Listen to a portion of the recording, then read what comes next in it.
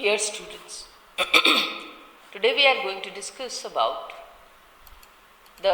this is paper poetry, which I already had given this syllabus many times, and there are, again I repeat, the 4 units are there. Unit 1 is narrative poetry, Unit 2 is nonsense poetry, Unit 3 is modern poetry, and Unit 4 is performance or slam poetry. Now Unit 3 is modern poetry. So today we are going to discuss about Elizabeth Bishop, because if you see my previous videos, you will find that Eliot is done, Wallace Stevens is done. So we are going to discuss about Elizabeth Bishop, the question of trouble. Only one poem will do. Now let's start. So you might have seen this video already done, and I'm just straightforward coming to Elizabeth Bishop. Yes, so let's start, because in regarding this also we have already done a video on this introduction, but I'm coming to the poem, the question of trouble. So let me just come to these significant points. I'm coming to these bullet points, these significant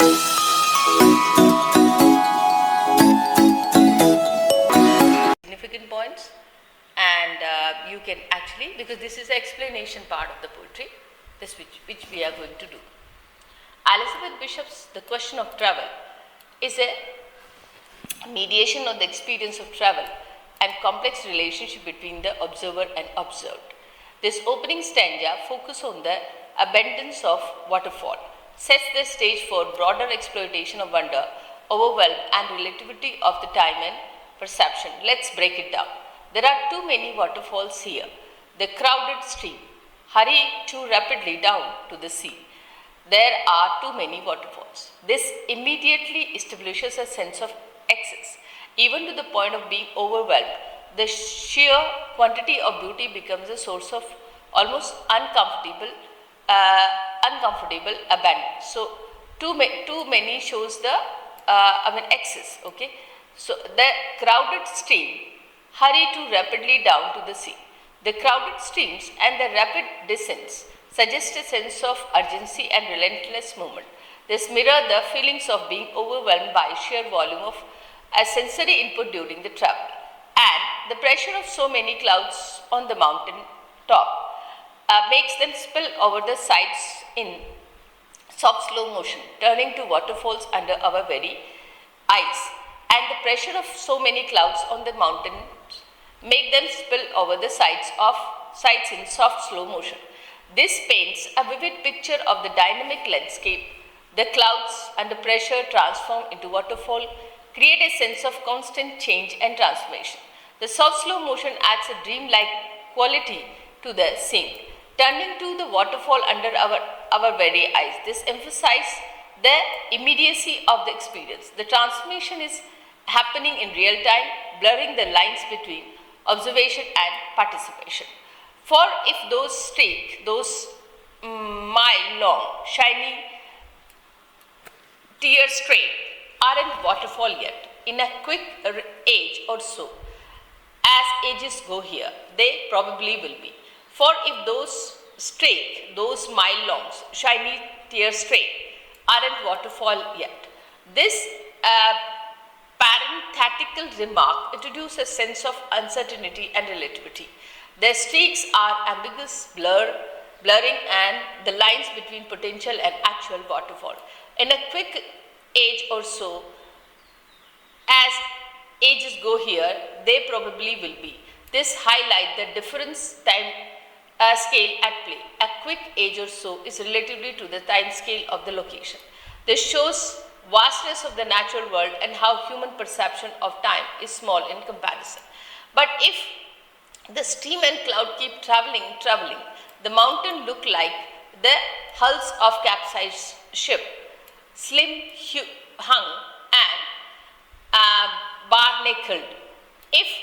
But if the streams and clouds keep traveling, the repetition of traveling emphasizes the relentless movement and the change. The mountain look like hulls of capsized ship,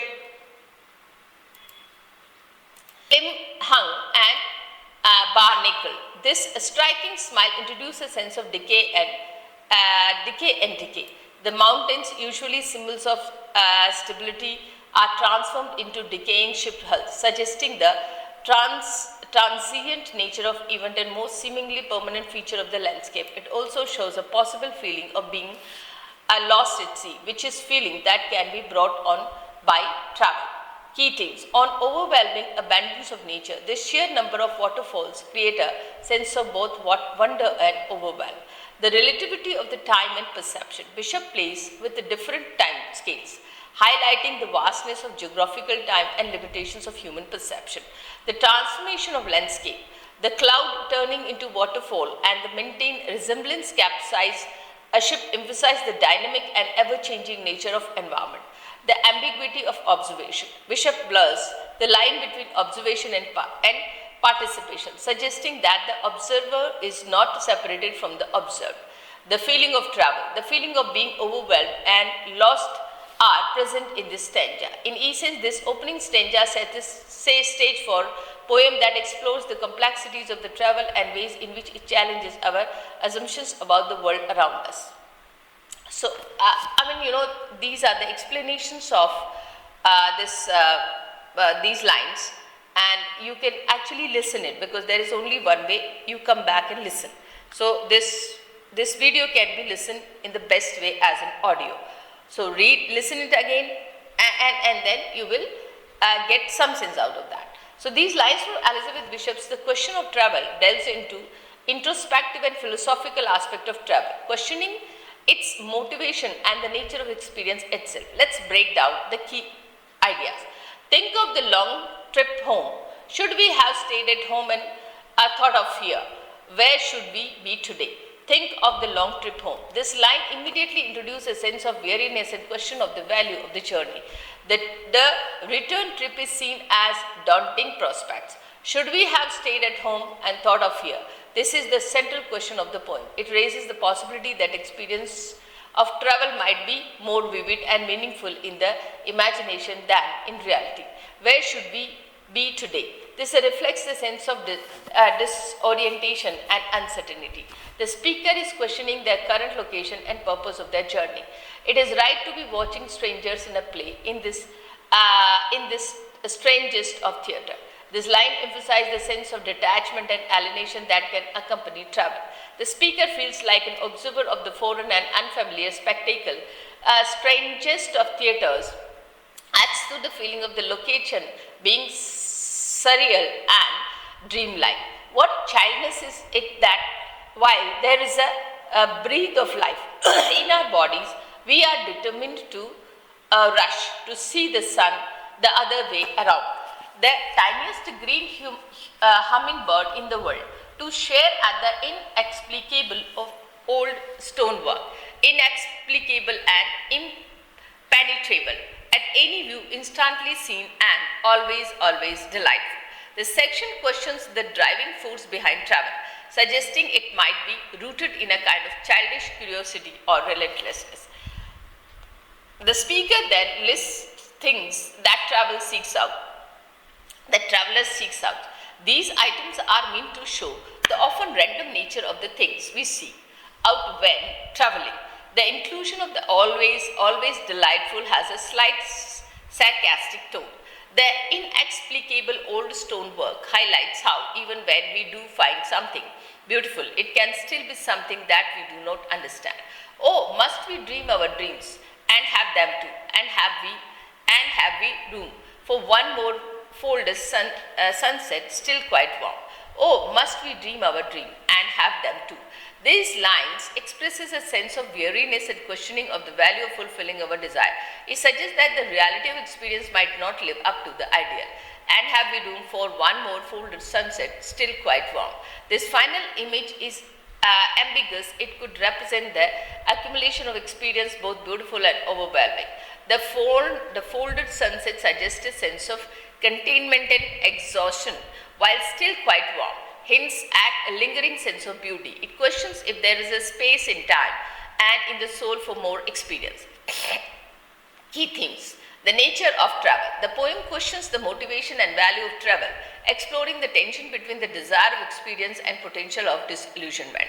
The relativity of the experience. The speaker reflects on the subjective nature of the perception and the ways in which our experiences are shaped by our expectation and desire. The limits of understanding. The inexplicable old stonework highlight the limitations of human understanding and the sense of mystery that can accompany travel.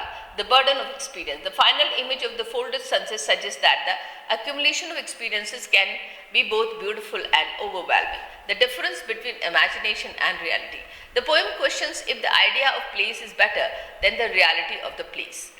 So, you got it. I mean, you know this how beautifully the lines are being explained, and finally we are able to give you the key themes. Please note it down. Pause your video and you can write your answer as well. Now, these further lines are, these lines from Elizabeth Bishop's Question of Travel offers a counterpoint to the earlier doubts about the value of travel.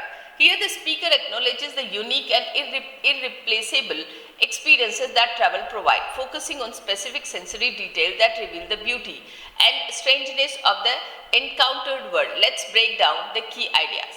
But surely it would have been a pity not to have seen the trees along this road, really exaggerated in their beauty, not to have seen them gesturing like noble pantomimist robe in pink. But surely it would have been a pity. This phrase makes a shift in perspective. The speaker acknowledges the value of journey despite the earlier questioning. Not to have seen the trees along this road, really exaggerated in their beauty. The trees are described as being exaggerated in their beauty, suggesting a heightened or almost surreal quality. This highlights the transformative power of the travel to make the familiar seems extraordinary. Not to have seen them gesturing like noble pantomimists robed in pink. The trees are personified as noble pantomimists, adding a theatrical and dramatic element in the scene. The robe in pink adds a specific vivid image of color and form, making the scenes memorable. Not to have had to stop for gas and herd. The sad two-noted wooden turn of desperate wooden clothes, carelessly clacking over and grease-stained, fulfilling a station floor. Not to have had to stop for gas and herd. The sad two-noted wooden tune of desperate wooden clothes, carelessly clacking over and grease-stained, filling station floor. This passage highlights the unexpected beauty and strangeness of everyday experience in a foreign setting. The sad two-noted wooden tune of the clock create a unique auditory image, while the grease-stained filling station floor add a touch of realism and imperfection. It shows how beauty can be found in the mundane. In another country, the clock would all be tasted. Each pair there would be identical pitch. This parenthetical remark create a contrast between the organic imperfect sound of the clocks in the current location and imagined uniformity of the another place. It underscores the value of the unique and unrepeatable experience offered by travel. A pity not to have heard the other, less primitive music of the fat brown bird, who sings about the broken gasoline pump in a bamboo church of Jesuit Bar Q, a 3-tower, 5-silver cross. A pity not to have heard the other, less primitive music of the fat brown bird, who sings about the broken gasoline pump in a bamboo church of Jesuit Bar Q. This final image juxtaposes the natural beauty of the bird song with man-made yet decaying elements of the scene. The broken gasoline pump represents the intrusion of modernity, while the bamboo church of Jesuit Bar Q suggests a blend of culture and architectural style. 3-tower, 5-silver crosses. These specific details create a vivid and memorable image, emphasizing the strangeness and beauty of the location. Now, key themes are the value of unique experience. The speaker acknowledges that travel provides access to experience that cannot be replicated at home, the beauty of the mundane. The clacking cloaks and the birds' song highlight the beauty that can be found in everyday moment, the strangeness of the familiar. Travel can make the familiar seem strange and extraordinary, the juxtaposition of culture. The imagery of the bamboo church and the broken gasoline pump highlight the blending of the culture and unexpected combination that can be found in foreign setting. The power of sensory detail. Bishop uses very special sensory detail to go around reader in a location to highlight the beauty found there. Now, we are coming to the next lines, and this is these concluding lines of the extended passage in Elizabeth Bishop, Question of Travel, further emphasize the value of travel as a catalyst for contemplation and discovery of the unexpected connection. Let's break down the key ideas. Yes, a pity not to have pondered blurredly and unconclusively on what connections can exist for centuries between the crudest wooden footwear and careful and finicky the whittled fantasies of the wooden cages. Yes, a pity not to have pondered blurredly or inconclusively. The speaker acknowledges the importance of engaging in open-ended, even uncertain contemplation. Blurredly and inconclusively suggests that the value lies in the act of questioning rather than arriving at definitive answer. On what connection can exist for centuries between the crudest wooden footwear and careful and finicky, the whittled fantasies of the wooden cage? This highlight the unexpected and seemingly desperate connection that traveler can reveal. The contrast between crudest wooden footwear and whittled fantasies of the wooden cages emphasize the range of human creativity and way in which different form of expression can coexist. The very act of the speaker pondering this is the point. Never to have studied history in the weak calligraphy of the songbird cage. These lines suggest that the physical objection encountered during travel, even seemingly mundane ones, can offer unique insight into history and culture. Weak calligraphy of the songbird's cage evokes a delicate and intricate form of expression, suggesting that the history can be found in unexpected place.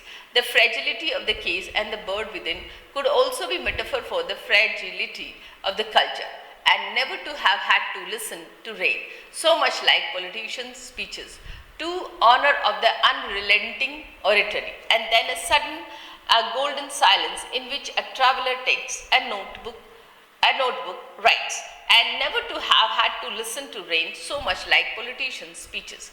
This striking similar highlight the speaker's ability to find unexpected parallels and connections.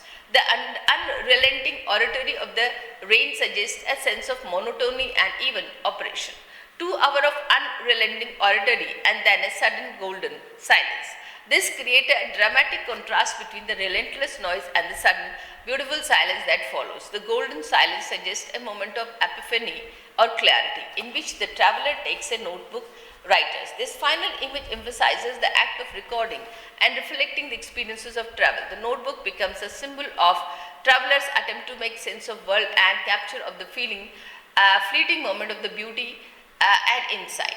Key themes: the value of contemplation. The travel encourages reflections and exploration of the unexpected connection. The discovery of unexpected connection. The speaker finds meaning in the seemingly desperate object and experience encountered in their journey. The importance of sensory experience. The rain, the clock, and the songbird's cage all highlight the power of sensory detail to evoke meaning. The act of recording and reflecting. The notebook emphasizes the traveler's attempt to capture and understand their experience. The ability to find beauty in the mundane. The poem shows that the beauty and meaning can be found in everyday and in random things that traveler encounter.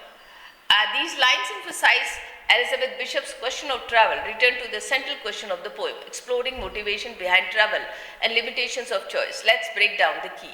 It is lack of imagination that makes us come to imagine place, not just stay at home. These lines directly challenge the conventional views of travel as an act of imagination.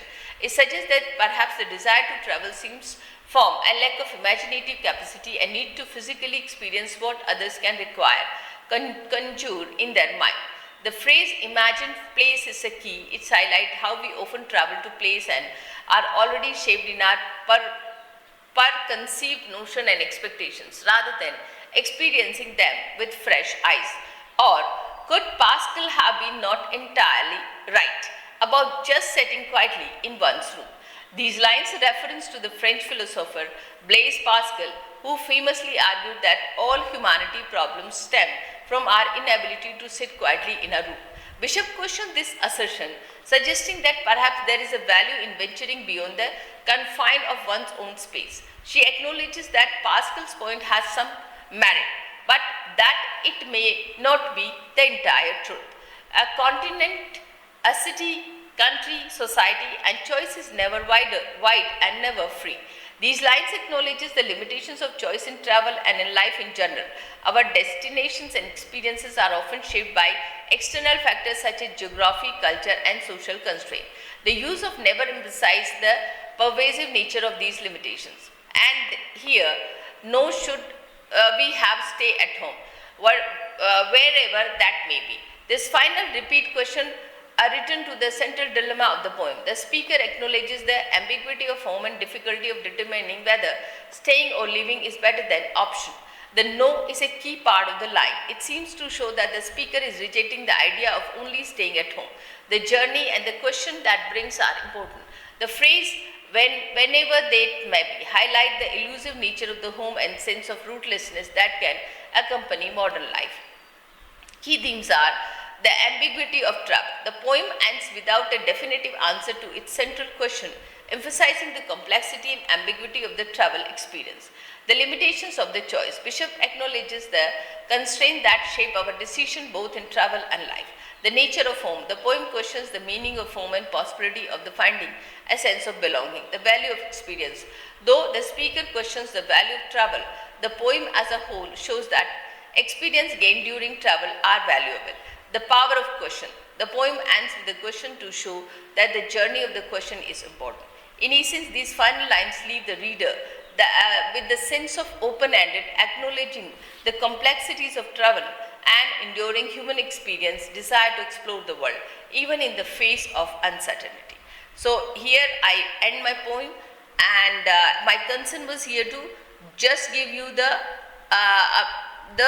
best explanation of the lines available. You can come back to the video again, listen it again, and if you feel like comfortable writing your answer, do write the answer. All the best. God bless you. Thank you.